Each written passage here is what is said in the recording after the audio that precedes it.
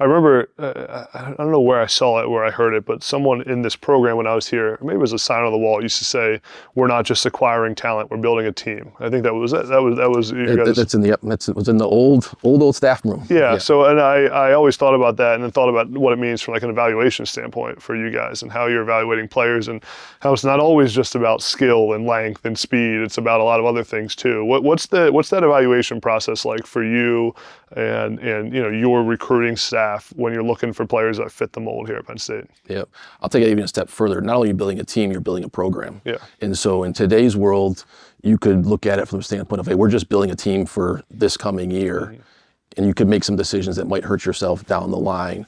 I think it's important to kind of look at it holistically and say, hey, we are building a team for this year, but we're also trying to make sure that we continue things going into the future. In terms of what we're looking for someone who has everything. Now, with that said, you want tall, long, fast, physical, great football character, great personal character, great family support system around them.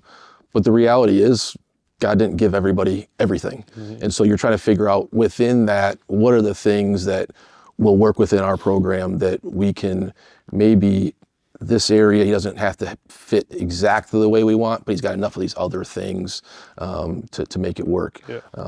Speed obviously is a starting point from a physical standpoint, but long and physical, guys that love football, and it's probably more important than ever that guys love football, that it's important to them.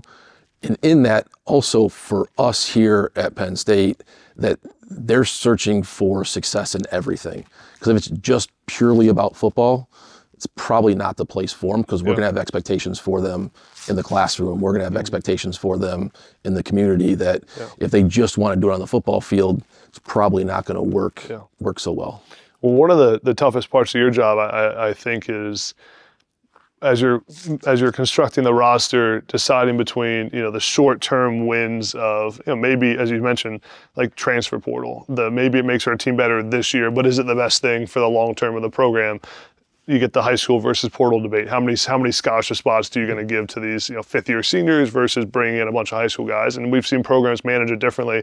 How have you balanced that with building to win this season, but also building to win in 4 years? Yeah, so I mean, ultimately, we see ourselves as a developmental program where we're going to do the vast majority of our recruiting out of high school, and we're going to help those kids develop into the best players they can be.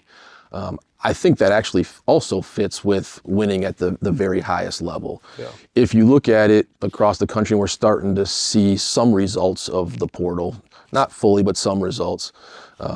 It's, I think, very difficult to build a championship team if you're slanted heavy portal, just because the first chance of getting the players in is coming out of high school. Yeah. And so if you get the best players in out of high school, they're having success, they're happy where they're at, they're not going somewhere else. So the pool of great talent is better coming out of high school. Yeah. So we're looking to do that. I think we've always had a blend of, even pre-portal era, where we're going to take some guys out of high school that we think are in year one or maybe year two are going to play and help us. And we're going to take some other guys that they might not help us until year three, and in some cases year four. We're trying to do it in all of the different phases. And with the transfer portal right now, we've actually had a lot of success in the portal. It's just not big numbers.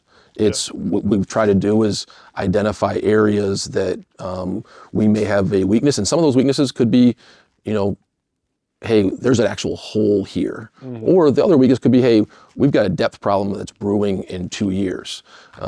Davian Collins is an example. Took him a couple of years ago, and it was, hey, we saw that, hey, down the road, we may have ourselves a depth problem. Let's get him here.